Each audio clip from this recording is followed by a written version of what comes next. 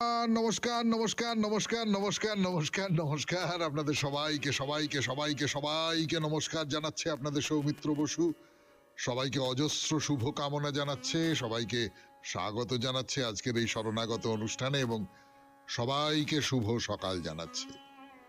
সবাইকার ভালো হোক, সবাইকার শুভ হোক, সবাইকার জাতি ধর্ম নির্বিশেষে, উচ্চ নীচ নির্বিশেষে, পুণ্যবান পাপী নির্বিশেষে সকলের শুভ হোক, সকলের শুভ হোক। বেনি মাধবশীলের পঞ্জিকা অনুযায়ী আজকের দিনটার কথা বলি। আজকে ৮ই মাঘ ১৪৩১, ইংরেজির ২২শে জানুয়ারি ২০২৫, বুধবার। আজ অষ্টমী। সূর্যোদয়ের সময় সকাল ৬টা বেজে ২৬ মিনিট, সূর্যাস্তের সময় বিকেল ৫টা বেজে ১৩ মিনিট। নক্ষত্র স্বাতী। আজকে জন্মে তুলা রাশি, শূদ্র বর্ণ, মতান্তরে ক্ষত্রিয় বর্ণ, দেবগণ। রাত্রি ১টা বেজে ২১ মিনিট গতে রাক্ষসগণ। আমাদের হোয়াটসঅ্যাপে চিঠি পাঠাবার নাম্বার 9831922927। চিঠির গোড়ায় অতি অবশ্যই SG লিখতে হবে। এবারে তাহলে আজকের অনুষ্ঠান সম্পর্কে বলি। আজকের অনুষ্ঠানে প্রথমে পুরাণ চিরন্তনে তো আমরা ৬৪ কলা নিয়ে কথা বলছিলাম, সেই ৬৪ কলা প্রায় শেষ হয়ে এলো। মানে আমরা এর মধ্যে ৫৫টি কলার প্রসঙ্গ উল্লেখ করেছি। ৫৫ নম্বর কলা নিয়ে আরো দু একটা কথা সামান্য বলবো। ফলে ৬৪ কলা সম্পর্কে আমাকে একজন রামকৃষ্ণ মিশনের খুব বড় মাপের সন্ন্যাসী আর কি, আমি তো নাম বলবো না, তিনি আমাকে বলেছিলেন যে এইটা খুব ভালো বেছেছেন আপনি, এটা খুব আমার ইন্টারেস্টিং লাগছে, যে ইত্যাদি ইত্যাদি, মানে ওর খুব ভালো লাগছে আর কি, যে ৬৪ কলার বৃত্তান্তটা খুব ভালো লাগছে। তো আপনারাও কেউ কেউ চিঠিতে লিখেছেন এরকম করে যে ভালো লাগছে। সত্যি ৬৪ কলার কথা আমরা মুখে শুনেছি, কিন্তু অনেকেই হয়তো এই ৬৪ কলা কি কি সেটা জানি না। তো সেটা একরকম করে জানা হলো, কতদূর মনে রাখা গেল আমি জানি না, বলতে পারবো না। কিন্তু মনের মধ্যে একটা ছাপ তো ফেলে যায়, যা কিছু বলি, যা কিছু শুনি, যা কিছু চারপাশের পৃথিবী থেকে আমার কাছে আসে। তো যাই হোক, তারপরে চলে যাব স্বামী বিবেকানন্দের রচনা থেকে পাঠ এই পর্বে। নতুন প্রবন্ধ শুরু হবে আজ থেকে। প্রবন্ধের নাম জগৎ, তার প্রথম পর্ব বহির্জগৎ। এইটা স্বামীজি নিউ ইয়র্কে বক্তৃতা দিয়েছিলেন ১৮৯৬ সালের ১৯শে জানুয়ারি তারিখে। তারপর সেটি প্রবন্ধ আকারে প্রকাশিত হয়েছে, তার বাংলা অনুবাদ হয়েছে। সেই বাংলা অনুবাদ থেকে খানিকটা অংশ পড়ে শোনাবো আপনাদের। তারপরে চলে যাব কথামৃত থেকে পাঠ, ঠাকুর শ্রী রামকৃষ্ণ পরমহংসদেবের কথামৃত। তারপর স্বামী লোকেশ্বরানন্দজির রচনা থেকে পড়ে শোনাবো আপনাদের চিঠিপত্র, এবং শেষে বাইরে দূরে। 92.7 বিগ FM এ শরণাগত অনুষ্ঠান শুনতে বসেছেন আপনারা, অথবা শুয়ে আছেন, আমি জানি না। আমি আছি আপনাদের সঙ্গে, আপনাদের সৌমিত্র বসু। ফিরে আসছি, একটু গান শুনে নি, তারপর পুরাণ চিরন্তন। গানের পর ফিরে এলাম 92.7 বিগ FM এ শরণাগত অনুষ্ঠানে। ৬৪ কলার মধ্যে ৫৫ নম্বর যে কলাটার কথা বলা হচ্ছে আমাদের শাস্ত্রে, সেটা হচ্ছে অভিধান কোশ ও ছন্দ বিজ্ঞান। অভিধান মানে কি আমরা জানি, শব্দের মানে, অর্থাৎ ডিকশনারি। ডিকশনারি খুলে আমরা দেখে নিই তো এই শব্দটার এই মানে, এই শব্দটার এই মানে, এটা হলো অভিধান। ছন্দ মানে আমরা জানি তাল, গানে যা হলো তাল, পদ্যে তাই হলো ছন্দ। পদ্যে শব্দটা ব্যবহার করলাম। কবিতায় যে ছন্দ থাকতেই হবে তার কোনো মাথার দিব্যি নেই। আর মাঝখানে যেটা কোষ, কোষ মানেও আমরা জানি বিশ্বকোষ, শুনেছি আমরা, পুরাণ কোষ, অর্থাৎ যাবতীয় যাবতীয় তথ্য। যাবতীয় তথ্য আর কে দিতে পারে, মানে যথাসম্ভব বেশি তথ্য, এনসাইক্লোপিডিয়া যাকে বলে। তো এই তিনে মিলে তাহলে সাহিত্য রচিত হয়। সাহিত্যের যে কোনো বিষয়ের প্রসঙ্গ চলে আসতে পারে, ফলে কোষ গ্রন্থের সাহায্য লাগে, তার সঙ্গে শব্দের মানে লাগে এবং ছন্দ লাগে, কাব্যের ছন্দ লাগে। তো ছন্দজ্ঞানী হিসেবে প্রথমে বৈদিক ছন্দসূত্রের লেখক পিঙ্গলের নাম করা হয়। তারপরে ধ্রুপদী সংস্কৃতের কথা মাথায় রেখে ভাগবত পুরাণের টিকাকার ছন্দকে দুভাগে ভাগ করেছেন। দুরকম ছন্দ, একটা হচ্ছে মাত্রা ছন্দ বা মাত্রা বৃত্ত, তাকে বলে আর্যা ছন্দ, আর একটা হচ্ছে বর্ণ ছন্দ, যার আরম্ভ শ্রী ছন্দ থেকে। কিন্তু এগুলো নিয়ে আমাদের খুব মাথা ঘামাবার দরকার নেই, আমরা বরং পরের যে কলা তার আলোচনায় চলে আসি, তাকে বলছে ক্রিয়াকল্প। এই ক্রিয়াকল্পের আসল অর্থটা হলো কাব্য সৃষ্টি করবার শৈলী। মানে কাব্যের মধ্যে দিয়ে তো একটা কথা বলা হচ্ছে, সেই কথাটা কেমন করে বললে খুব ভালো হবে, তার মধ্যে অলংকার আছে, রীতি আছে, এই সমস্ত তাদের ব্যবহারে একটা কথা কাব্য হয়ে ওঠে। তো শব্দার্থের মধ্যে যেখানে মাধুর্য, ওজঃ, প্রসাদ ইত্যাদি গুণের প্রয়োগ ঘটবে, নানান রকমের কাব্য অলংকারের গয়না পড়বে, তার মধ্যে নানান ধরনের কাব্য রীতি মিশবে, এই সমস্ত নিয়ে একটা কাব্য তৈরি হয়ে ওঠে। তো সেই কাব্যটা কেমন করে তৈরি হয়ে ওঠে, এবং আপনাদের মনে রাখতে হবে যে তখনকার দিনে কাব্য লেখার কতগুলো বাধা ধরা নিয়ম ছিল। আজকের মতন আমার এই রকম করে কথা বলতে, এই কথাগুলো বলতে ইচ্ছে করছে, এরকম করে কাব্য রচনা করা যেত না, সেটাকে কাব্য হিসেবে গ্রাহ্য করা হতো না। ফলে তার কতগুলো নিয়ম কানুন, সেই নিয়ম কানুনটাও এর মধ্যে পড়ছে। এরপরে আর একটা শিল্পের কথা বলি, আর একটা কলার কথা বলি, সেটা হচ্ছে ছলিতক ও যোগ। ছলিতক কথাটা এসেছে ছলনা থেকে, মানে নিজের চেহারা লুকিয়ে অন্যের চেহারায় নিজেকে প্রকট করা, অন্যকে বঞ্চনা করার জন্য দেবতা, দানব, মানুষ ইত্যাদি বিভিন্ন বেশে বা ছদ্মরূপে নিজেকে প্রকাশ করা, এটাকেই বলে ছলিত যোগ বা ছলিতক কলা। আর একটা হচ্ছে বস্ত্র গোপন। বস্ত্র গোপন মানে হচ্ছে যে বস্ত্রের টুকরো দিয়ে শরীরের যে জায়গাগুলো অপ্রকাশ্য সেইগুলোকে লুকিয়ে রাখা, আবৃত করে রাখা। এই বস্ত্র গোপন নিয়ে দুটি কথা বলবো 92.7 বিগ এফএম এ শরণাগত অনুষ্ঠানে, তার মাঝখানে একটু গান শুনে নিই।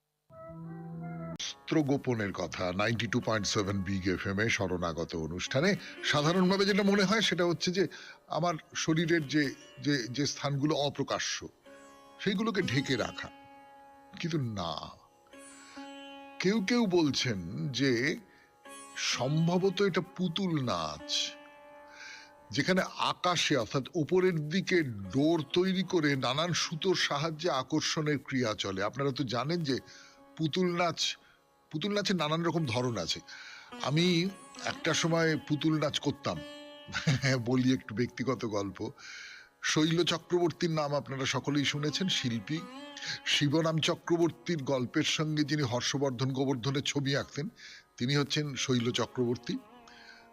তার এক ছেলে এখন খুব বিখ্যাত চলচ্চিত্রাভিনেতা চিরঞ্জিত, দীপক চক্রবর্তী, দীপুদা। তো আমার বন্ধু ছিল শৈল চক্রবর্তীর ছোট ছেলে অমিতাভ। তা আমরা সবাই মিলে একটা পুতুল রঙ্গম বলে একটা দল ছিল, পুতুল নাচের দল ছিল, তাতে আমরা পুতুল নাচ করতাম। কিন্তু নানান রকমের পুতুল নাচ হয়, তার মধ্যে সবচেয়ে কঠিন যেটা, সেটা সুতো দিয়ে পুতুলকে নাচানো। আমরা যেটা করতাম গ্লাভস পাপেট করতাম, ইত্যাদি ইত্যাদি করতাম। সুতো দিয়ে এটা পারি না আমি। কিন্তু তো সেই পুতুল নাচ, যেখানে আমি বলছি যে পুতুলের মধ্যে কিন্তু আমার হাতটা আছে, আমার সুতো, যে হাতে আমি সুতোটাকে দিয়ে নাচাচ্ছি সেইটা আছে, সেইটাকে গোপন করে রাখা, এই যে গোপন করে রাখা, এটাকে বলা যেতে পারে হয়তো বস্ত্র গোপন।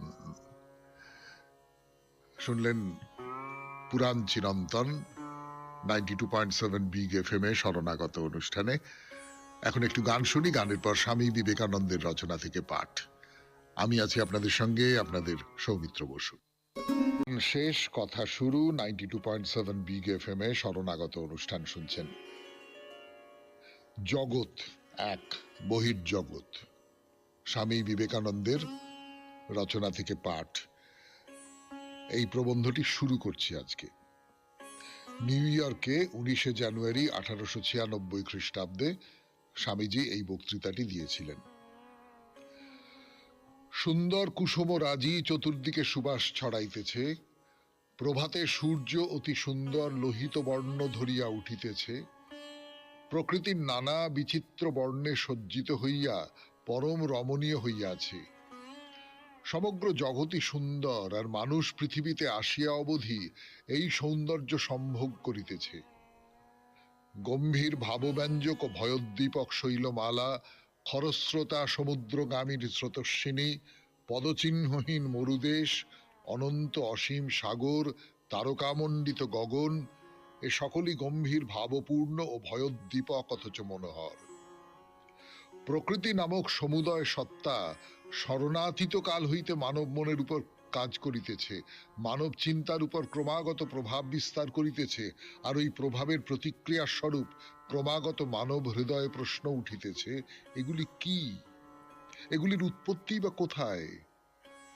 মানবের অতি প্রাচীন রচনা বেদের প্রাচীনতম ভাগেও এই প্রশ্ন জিজ্ঞাসিত হইয়াছে দেখিতে পাই। কোথা হইতে ইহা আসিল? যখন অস্তি নাস্তি কিছুই ছিল না, অন্ধকার দ্বারা অন্ধকার আবৃত ছিল, তখন কে এই জগৎ সৃষ্টি করিল? কেমন করিয়াই বা করিল? কে এই রহস্য জানে? বর্তমান সময় পর্যন্ত এই প্রশ্ন চলিয়া আসিয়াছে। লক্ষ লক্ষবার এই প্রশ্নের উত্তর দিবার চেষ্টা হইয়াছে, আরো লক্ষ লক্ষবার উহার উত্তর দিতে হইবে। প্রত্যেকটি উত্তরে যে ভ্রমপূর্ণ তাহা নহে, প্রত্যেকটি উত্তরে কিছু না কিছু সত্য আছে। কালের আবর্তনের সঙ্গে সঙ্গে ওই সত্য ক্রমশ বল সংগ্রহ করিতেছে। আমি ভারতের প্রাচীন দার্শনিকগণের নিকট ওই প্রশ্নের যে উত্তর সংগ্রহ করিয়াছি, তাহা বর্তমানের কালের জ্ঞানের সঙ্গে মিলাইয়া আপনাদের সমক্ষে স্থাপন করিবার চেষ্টা করিব। আমরা দেখিতে পাই, এই প্রাচীনতম প্রশ্নের কতকগুলি বিষয় পূর্বেই মীমাংসিত হইয়াছে। প্রথম বিষয় এই, এমন এক সময় ছিল যখন অস্তি নাস্তি কিছুই ছিল না, জগৎ ছিল না।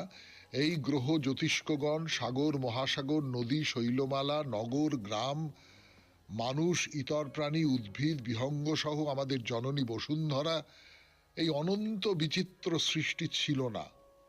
এ বিষয়ে পূর্ব হইতেই জানা ছিল। আমরা কি এ বিষয়ে নিঃসন্দিগ্ধ? কি করিয়া মানুষ এই সিদ্ধান্তে উপনীত হইল তাহা আমরা বুঝিতে চেষ্টা করিব। মানুষ নিজের চতুর্দিকে কি দেখে? একটি ক্ষুদ্র উদ্ভিদ লও, মানুষ দেখে উদ্ভিদটি ধীরে ধীরে মাটি ঠেলিয়া উঠিতেছে, বাড়িতে বাড়িতে অবশেষে হয়তো একটি প্রকাণ্ড বৃক্ষ হইয়া দাঁড়ায়, আবার মরিয়া যায়, রাখিয়া যায় কেবল বীজ। উহা যেন ঘুরিয়া ফিরিয়া একটি বৃত্ত সম্পূর্ণ করে। শুনলেন স্বামী বিবেকানন্দের রচনা থেকে পাঠ, জগৎ, প্রথম পর্ব, বহির্জগৎ। এরপরে গান, গানের পর ঠাকুর শ্রী রামকৃষ্ণ পরমহংসদেবের কথা অমৃত। আমি আছি আপনাদের সঙ্গে, আপনাদের সৌমিত্র বসু। বিগ এফএম এ শরণাগত অনুষ্ঠান শুনছেন। আমি আছি আপনাদের সঙ্গে, আপনাদের সৌমিত্র বসু।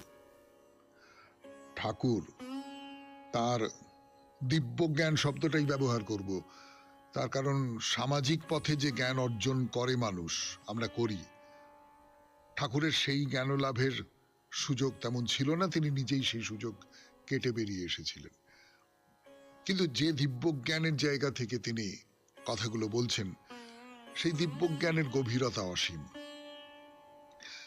তো বলি, ব্রাহ্ম ভক্ত একজন, তিনি ঠাকুরকে জিজ্ঞেস করছেন যে, আচ্ছা, সংসার ত্যাগ কি ভালো? ঠাকুর কি বলছেন? বলছেন, সকলের পক্ষে সংসার ত্যাগ নয়। যাদের ভোগান্ত হয় নাই তাদের সংসার ত্যাগ নয়। দুয়ানা মদে কি মাতাল হয়? তার মানে সংসার ত্যাগ করলাম, আমি এই ভোগবাসনার যে জগৎ, সেই জগৎ থেকে আমি নিজেকে সরিয়ে নিলাম, আমি আলাদা হয়ে গেলাম, আমি সংসার ত্যাগ করলাম। এইটা কার পক্ষে উচিত? যিনি তার মনের ভেতরে এই ভোগবাসনাকে নিবৃত্ত করতে পেরেছেন, তার পক্ষে উচিত। এই যে অনেক মন্দিরে দেখবেন না, কোণারকের সূর্য মন্দির খুব বিখ্যাত, আমরা সবাই জানি যে তার বাইরের যে সমস্ত মূর্তিগুলো রয়েছে, অসামান্য শিল্প কাজ, সেগুলো মিথুন মূর্তি নানান রকমের রয়েছে। জাগতিক জীবনের যে কামনা বাসনা ভোগ সেই সমস্ত কিছু মূর্তির মধ্যে দিয়ে প্রকাশিত হয়েছে। এর মানে কি?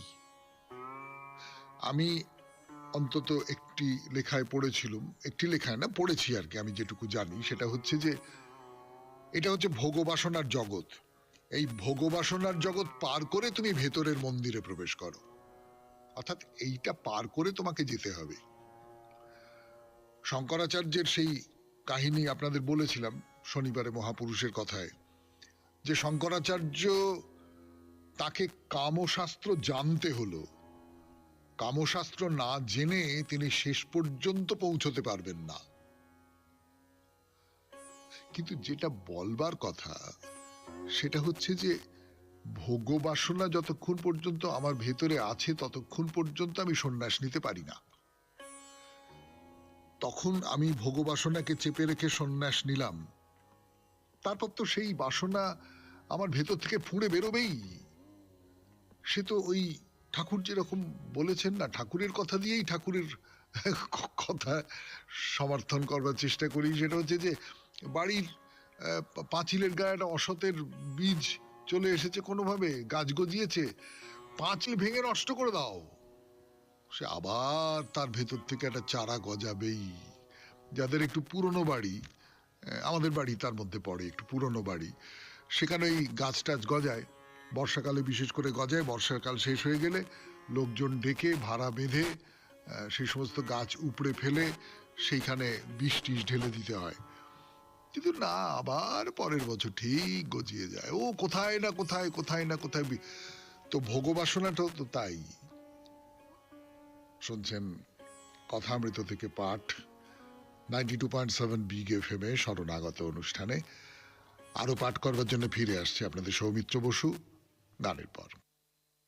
বলছিলাম আপনাদের 92.7 বিগ এফএম এ শরণাগত অনুষ্ঠানে যে ভোগবাসনাটা নিবৃত্ত করে নিয়ে তারপরে সংসার ত্যাগ। তো ঠাকুরকে যে ব্রাহ্ম ভক্ত জিজ্ঞেস করছেন, তারা বলছেন যে তারা তবে সংসার করবে। হ্যাঁ, সংসার করবে, কিন্তু তারা নিষ্কাম কর্ম করবার চেষ্টা করবে। অর্থাৎ সংসার করা মানে সংসারের মধ্যে জড়িয়ে গেলাম এরকমটা কিন্তু না।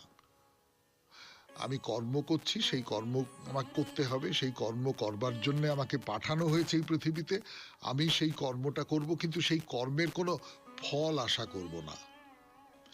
আমি এই কাজটা করছি, তার ফলে লোকে আমাকে প্রশংসা করবে, বা আমার চারটি টাকা হবে, বা ইত্যাদি ইত্যাদি ইত্যাদি ইত্যাদি, যা কিছু মানুষের কাম, বা আমি প্রতিহিংসা চরিতার্থ করতে পারবো, এরকম যা কিছু হয় আর কি, এইগুলোকে বাদ দিতে হবে, এইগুলোকে বাদ দিয়ে কর্ম করতে হবে। সেক্ষেত্রে একটা প্রশ্ন ওঠে, কর্মে আমার ছাড় থাকবে? কর্মে আমার আমার আমি আমি সমস্তটা প্রয়োগ করব? হ্যাঁ, সেটা করতে হবে।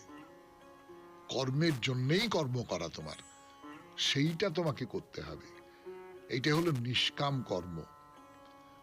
বলে কি উপমা দিচ্ছেন, হাতে তেল মেখে কাঁঠাল ভাঙবে, অর্থাৎ কাঁঠালের ওই যে কষ, সেইটা যেন হাতে না লেগে যায়। পাকাল মাছের মতন করে সংসারে থাকবে, অর্থাৎ গায়ে যেন সংসারের মালিন্য কিছু না লাগে, সেগুলোকে যেন ঝেড়ে ফেলে দেবার মতন একটা কিছু হয়, সেগুলো যেন শরীরের মধ্যে বসে না যায়, তোমার মনের মধ্যে বসে না যায়, তোমার অভ্যাসের মধ্যে বসে না যায়। বড় বাড়ির দাসী সব কর্ম করে, কিন্তু দেশে মন পড়ে থাকে, এরই নাম নিষ্কাম কর্ম, এরই নাম মনে ত্যাগ। ত্যাগ বাইরের জগতে যা কিছু রয়েছে, টাকা পয়সা ধন দৌলত গাড়ি বাড়ি স্ত্রী পুত্র, এদের ত্যাগ করা নয়, মনে মনে ত্যাগ করো, মনে মনে নিজেকে এই সমস্ত কিছুর থেকে আলাদা করে নাও। সন্ন্যাসীর ক্ষেত্রে যেটা হয়, সন্ন্যাসী বাইরের ত্যাগও করবে, মনে মনে ত্যাগও করবে, কিন্তু সংসারী যে মানুষ, তাকে মনে মনে ত্যাগটা করতেই হবে।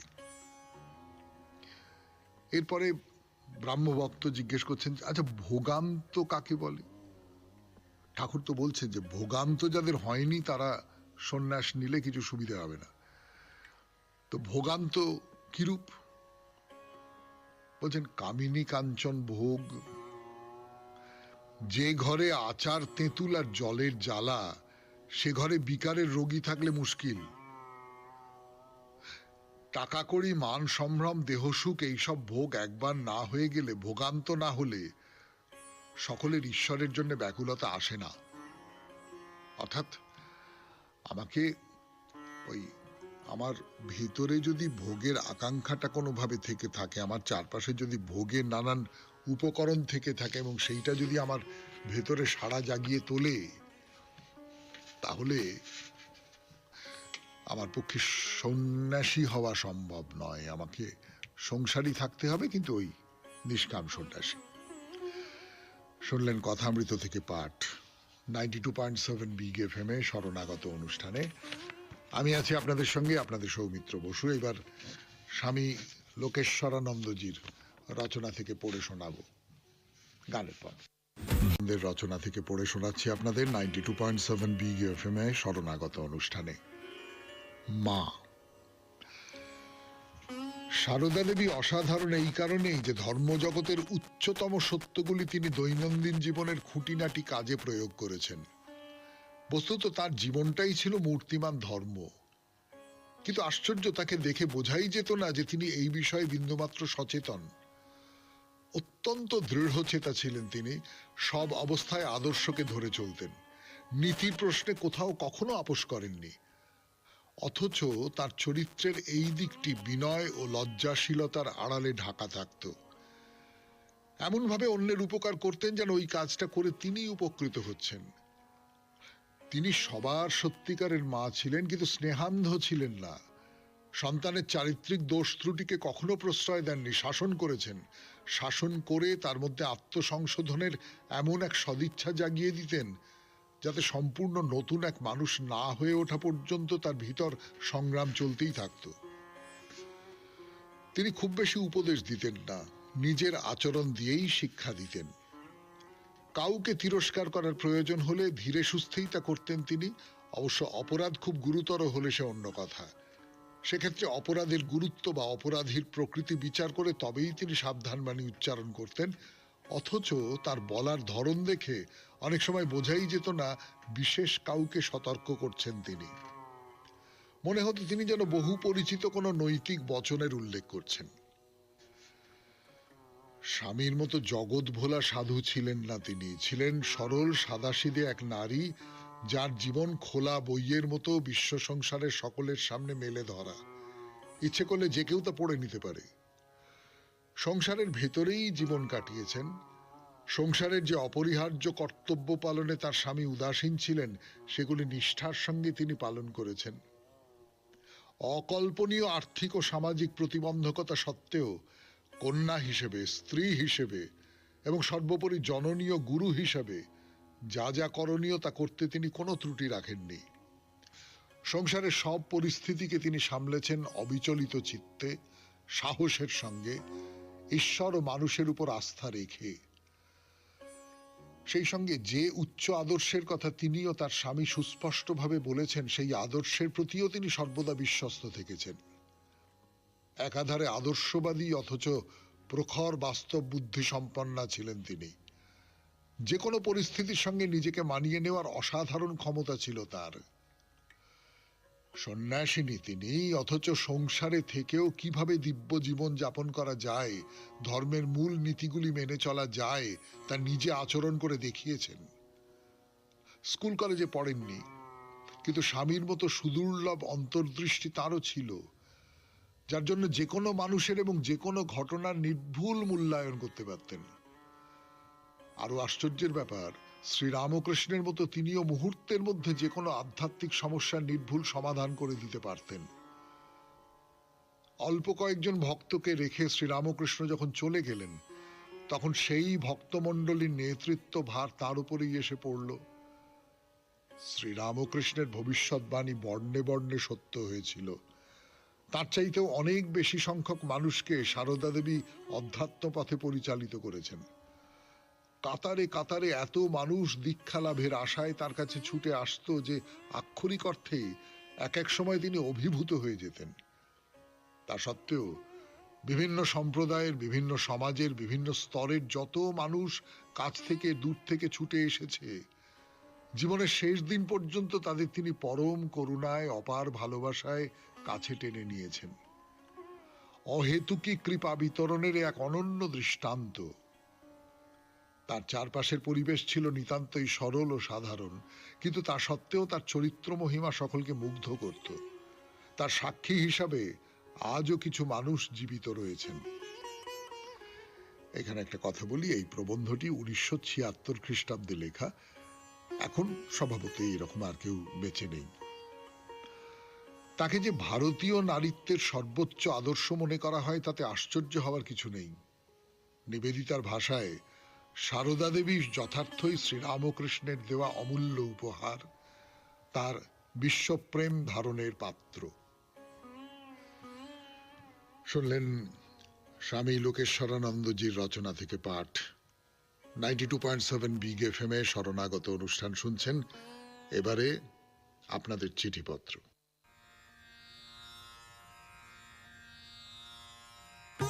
92.7 বিগ এফএম এ শরণাগত অনুষ্ঠানে এবারে চিঠিপত্র। আজকের চিঠিটি লিখেছেন প্রণতি পাল, নিউ আলিপুর থেকে। পড়ি সেই চিঠি।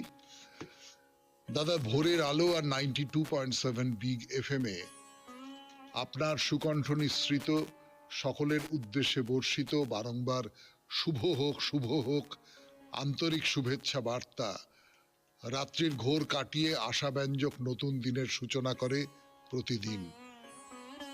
প্রত্যহ শুভ কথাটির প্রতিধ্বনি মনের ভিতর যে শান্তি ও স্বস্তির অনুভূতি সৃষ্টি করে, তার চাইতে অধিক কিছু অর্থ অনুসন্ধান হয়তো প্রয়োজন নেই।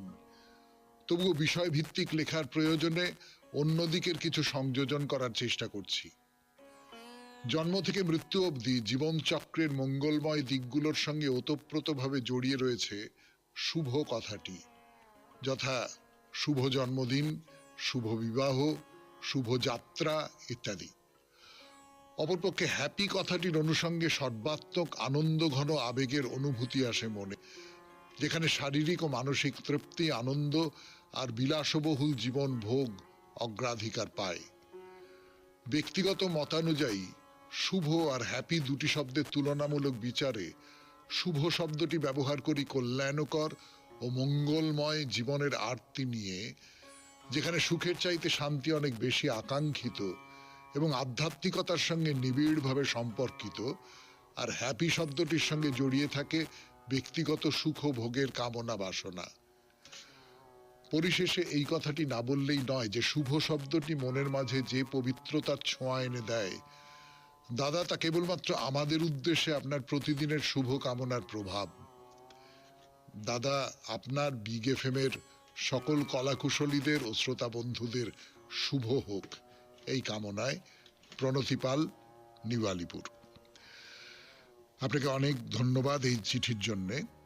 কিন্তু এইখানে তাহলে আমার একটা প্রশ্ন আছে, সেই প্রশ্নটা এইবার করি। সেটা হচ্ছে, তাহলে হ্যাপি নিউ ইয়ার বলতে কি কেবলমাত্র সুখী নববর্ষ, বা হ্যাপি ক্রিসমাস বলতে যীশু খ্রিস্টের জন্ম কি কেবলমাত্র একটা সুখের ব্যাপার? সেটা কি শুভ ব্যাপার নয়? এইরকম একটা গন্ডগোলের প্রশ্ন কিন্তু এই সূত্র ধরে উঠে পড়ে। আমি এই প্রশ্নের কোনো উত্তর জানি না, সত্যি কথা বলতে কি। ফলে আমি এর কোনো উত্তর দিতে পারবো না। আমি শুধু আপনাদের সামনে এই প্রশ্নটা রাখলাম যে ঠিক ওই রকম করে আমাদের মনের মধ্যে হয়তো এই অনুষঙ্গগুলো জেগে ওঠে, কিন্তু এইটাকেই একমাত্র সত্য বলে মনে করলে নানান রকম গন্ডগোল তৈরি হয়ে যেতে পারে। যাই হোক, চিঠিপত্র শেষ হলো। এবার বাইরে দূরে, আমরা এখন আছি গুজরাটে, ভারুচ শহরে ফিরে আসছি। যে এই যে নর্মদা মন্দির, ভারুচ নগরীতে নর্মদা মন্দির, এই মন্দিরটা জলের ভেতর থেকে উঠে এসেছে। অর্থাৎ এই মন্দিরের একটা অংশ, পেছনের অংশটা, সেইটা জলের ওপরে, ধপধপে সাদা রঙের মন্দির। একটা মন্দিরের একটা জায়গা লাল, আর মাথার উপরে লাল সব পতাকা দুলছে। তো এরকম কতগুলো ছোট ছোট ছোট ছোট মন্দির আছে। তার পেছনে দুটো বড় মন্দির, বড় মানে বড় বলতে যেটা বোঝায় সেই রকম নয়, একতলা, ছোটই বলা যেতে পারে, কিন্তু যেটা মুগ্ধ করে দেয় সেটা হলো এর অসাধারণ শিল্প কারুকাজ। অসাধারণ, মানে পাথরের তৈরি মন্দির তো, কিন্তু আপনার দেখে মনে হবে যে এগুলো পাথর নয়, যেন কি বলবো, এমনি রাবারের তৈরি, মানে রাবার যেমন ইচ্ছে করলে বেঁকানো চড়ানো যায়, সেই রকম করে যেন মন্দিরের এই যে কারুকাজটা, সেই কারুকাজগুলো তৈরি করা হয়েছে। কিন্তু শুধু কারুকাজ নয়, শুধু অলঙ্করণ নয়, এর মধ্যে অসাধারণ সমস্ত মূর্তি রয়েছে, নানান ধরনের মূর্তি, তো খুব চমৎকার ভাবে সাজানো রয়েছে সেই সমস্ত মন্দিরের ভেতরকার যে কারুকার্য, সেইগুলো অপূর্ব সুন্দর করে সাজানো রয়েছে। আর যেটা বলবার সেটা হচ্ছে যে পুরো মন্দিরটা একদম ঝকঝকে পরিষ্কার, কোথাও এতটুকু ময়লা পড়ে নেই, কোথাও এতটুকু কোনো আবর্জনা নেই, কোথাও এতটুকু কোনো মালিন্য দেখতে পাবেন না। সাদা রঙের মন্দির, সেই সাদা রঙের মন্দির তো ঝকঝক ঝকঝক করছে, আপনার চোখের সামনে উজ্জ্বল হয়ে আছে, এবং খুব সুন্দর করে পরিষ্কার করা। পণ্ডিতেরা যেটা বলছেন সেটা হলো যে এই মন্দির তৈরি করা হয়েছিল আজ থেকে ধরুন 200 কি 150 বছর আগে। সেই সময়কার স্থাপত্যের একটি অনুভব সেইটা পাওয়া যায় এই মন্দির দেখে। তো অনেকগুলো তো চূড়া আছে মন্দিরে, অনেকগুলো ছোট ছোট ছোট ছোট মন্দির, তার মধ্যে তারপর পেছনে বড় মন্দির, এদের সকলের অনেকগুলো শিখর আছে। তো সেই শিখরের মাথার উপরে সব পতাকা, সেটা প্রায় ওই সাদা রঙের সঙ্গে একটা বৈপরীত্য তৈরি করছে। যে জলটার কথা বলছিলাম, একটা ছোট্ট সরোবর মন্দিরের পেছন দিকে, তো এখানকার মানুষজন বিশ্বাস করেন যে এই সরোবরে যদি স্নান করা যায় তাহলে এটা নর্মদাতে স্নান করাই হবে, অর্থাৎ এই যে সরোবর, এইখানে নর্মদার জলই আছে। এটা সত্যি মিথ্যা আমি বলতে পারবো না। তো তীর্থযাত্রীরা বলা বাহুল্য সকলে এসে এই যে পবিত্র নর্মদার জল বলে বিশ্বাস করে এই জলেই অবগাহন করেন। এইবারে কাজের কথা বলি, মন্দির দর্শনের বাইরে কতগুলো কাজের কথা। সেটা হচ্ছে যে আপনি যদি এই মন্দিরে আসতে চান, ভারুচে আসতে চান, তাহলে আপনি কিভাবে আসবেন বলবো 92.7 বিগ FM এ শরণাগত অনুষ্ঠানে। তার আগে একটু গান শুনে নেব। আপনি যদি আসতে চান তাহলে কিভাবে আসবেন সেই কথাই বলতে বসেছি আপনাদের 92.7 বিগ FM এ শরণাগত অনুষ্ঠানে। দেখুন, আপনি যদি এরোপ্লেনে করে আসতে চান তাহলে তো আপনাকে কাছাকাছি এয়ারপোর্টে নামতে হবে। কাছাকাছি এয়ারপোর্ট দুটো, একটা হচ্ছে ভদোদরা এয়ারপোর্ট, সেখান থেকে ভারুচ আপনাকে গাড়িতে আসতে হবে পথে। তো ভারুচ মোটামুটি এই 84-85 কিলোমিটারের মতন হবে। অথবা আরেকটু কাছে পড়বে সুরাট এয়ারপোর্ট। সুরাট থেকে ভারুচের দূরত্ব একটু কম, মানে ওই 10 কিলোমিটারের মতো কম আর কি, 75-76 কিলোমিটার। মন্দিরের কাছাকাছি বলতে এই দুটো এয়ারপোর্ট আছে।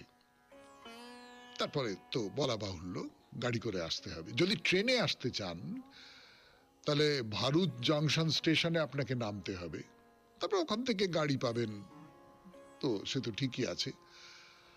আর আপনি যদি রাস্তা ধরে আসতে চান, পথ ধরে, তাহলে একটা কথা বলি যে ভারুচের রাস্তাঘাট কিন্তু খুব ঝকঝকে পরিষ্কার, মানে খুব উন্নত শহর। এই গুজরাটের প্রধান শহর তো, মানে প্রধান শহরগুলোর মধ্যে অন্যতম।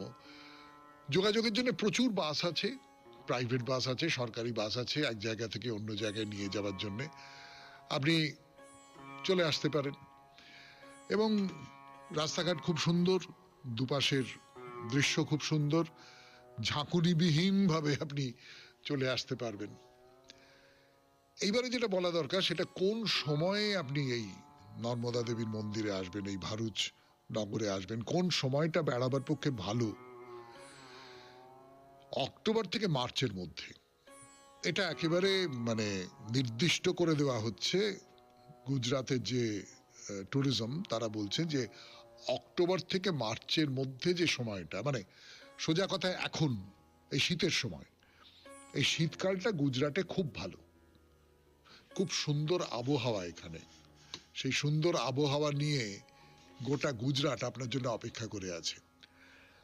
গরমকালে আসবেন না, এপ্রিল থেকে জুন আসবেন না, খুব গরম এখানে খুব। আর বর্ষাকালটাও না আসাই ভালো। তাহলে এইসব তো হলো, আর দেরি না করে এইবারে চলুন নর্মদা মাতার মন্দিরটি দর্শন করে আসি। আপনি সামনের গেট দিয়ে ভেতরে ঢুকলেন, ঢুকে সামনে অল্প খানিকটা রাস্তা, দুপাশে গাছপালা, মন্দিরের দিকে যাচ্ছেন। ভেতরে দেখুন একটা জায়গায় একটা ছাইটাই পড়ে রয়েছে, একটা চৌকো করে বাঁধানো, নিশ্চয়ই এটা যজ্ঞক্ষেত্র, এখানে যজ্ঞ হয়। তো এবারে চলুন নর্মদা মাতাকে দর্শন করি। গর্ভগৃহের ভেতরে একটি সিংহাসনে বসে আছেন মাতা, কাঠের সিংহাসন বলে মনে হলো, খুব চমৎকার কারুকাজ করা। রেশমের কাপড়ের মধ্যে বসে আছেন মা নর্মদা, মুখটুকুই দেখা যাচ্ছে। ধবধবে সাদা পাথরের তৈরি, মানে নর্মদা দেবীর মন্দির যেমন ধবধবে সাদা পাথরের তৈরি, তেমনি মায়ের মূর্তিটিও এরম সাদা পাথরের তৈরি। তার মাথায় মুকুট, খুব ছোট্ট মূর্তি, খুবই ছোট, বসে আছেন তিনি, শান্ত দুটি চোখ তাকিয়ে আছে আপনার দিকে। শেষ করলাম নর্মদা মাতার মন্দিরের কথা, শেষ করলাম আজকে শরণাগত। আমাদের হোয়াটসঅ্যাপে চিঠি পাঠাবার নাম্বার 9831922927। চিঠির গোড়ায় অতি অবশ্যই SG লিখতে হবে। এবারে রবীন্দ্রনাথের কবিতা, তাই দিয়ে অনুষ্ঠান শেষ। নিবেদিল রাজভৃত্য, মহারাজ বহু অনুনয়ে সাধুশ্রেষ্ঠ নরোত্তম তোমার সোনার দেবালয়ে নালয়ে আশ্রয় আজি পথপ্রান্তে তরুচ্ছায়াতলে করিছেন নাম ও সংকীর্তন। ভক্তবৃন্দ দলে দলে ঘেরি তারে দর দর উদ্বেলিত আনন্দ ধারায় ধৌত ধন্য করিছেন ধরণীর ধূলি। শূন্যপ্রায় দেবাঙ্গন ভৃঙ্গ যথা স্বর্ণময় মধুভাণ্ড ফেলি সহসা কমল গন্ধে মত্ত হয়ে দ্রুত পক্ষ মেলি ছুটে যায় গুঞ্জরিয়া উন্মিলিত পদ্ম উপবনে উন্মুখ পিপাসা ভরে।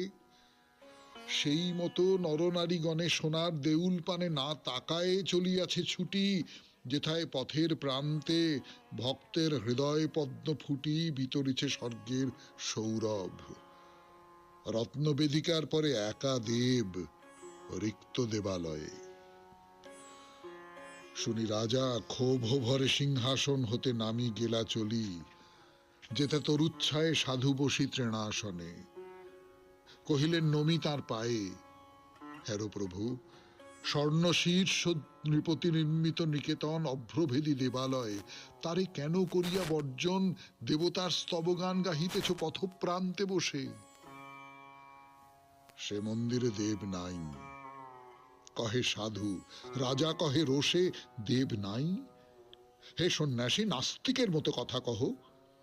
রত্ন সিংহাসন পরে দীপিতেছে রতন বিগ্রহ, শূন্য তাহা? শূন্য নয়, রাজদম্ভে পূর্ণ। সাধু কহে, আপনায় স্থাপিয়াছ জগতের দেবতারে নহে। ভ্রু কুঞ্চিয়া কহে রাজা, 20 লক্ষ স্বর্ণ মুদ্রা দিয়া রচিয়াছি অনিন্দিত যে মন্দির অম্বর ভেদিয়া, পূজা মন্ত্রে নিবেদিয়া দেবতারে করিয়াছি দান, তুমি কহ সে মন্দিরে দেবতার নাহি কোনো স্থান। শান্ত মুখে কহে সাধু, যে বৎসর বহ্নি দাহে দিন 20 সহস্র প্রজা গৃহহীন অন্নবস্ত্রহীন দাঁড়াইল দ্বারে তব, কেঁদে গেল ব্যর্থ প্রার্থনায় অরণ্যে গুহার গর্ভে পথপ্রান্তে তরুর ছায়ায় অশ্বত্থ বিদীর্ণ জীর্ণ মন্দির প্রাঙ্গণে, সে বৎসর 20 লক্ষ মুদ্রা দিয়া রচিতব স্বর্ণদৃপ্ত ঘর দেবতারে সমর্পিলে। সেদিন কহিলা ভগবান, আমার অনাদি ঘরে অগণ্য আলোক দীপ্যমান অনন্ত নীলিমা মাঝে, মোর ঘরে ভিত্তি চিরন্তন সত্য শান্তি দয়া প্রেম। দীন শক্তি যে ক্ষুদ্র কৃপণ নাহি পারে গৃহ দিতে গৃহহীন নিজ প্রজাগণে, সে আমারে গৃহ করে দান। চলি গেলা সেই ক্ষণে পথপ্রান্তে তরুতলে দিন সাথে দিনের আশ্রয়। অগাধ সমুদ্র মাঝে স্ফীত ফেন যথা শূন্যময়, তেমনি পরম শূন্য তোমার মন্দির বিশ্বতলে, স্বর্ণ আর দর্পের বুদ্বুদ। রাজা জলি রোষানলে কহিলেন, রে ভণ্ড পামর, মোর রাজ্য ত্যাগ করে এ মুহূর্তে চলে যাও। সন্ন্যাসী কহিলা শান্ত স্বরে, ভক্তবৎসলেরে তুমি যেথায় পাঠালে নির্বাসনে, সেইখানে মহারাজ নির্বাসিত করো ভক্তজনে। খুব ভালো থাকবেন।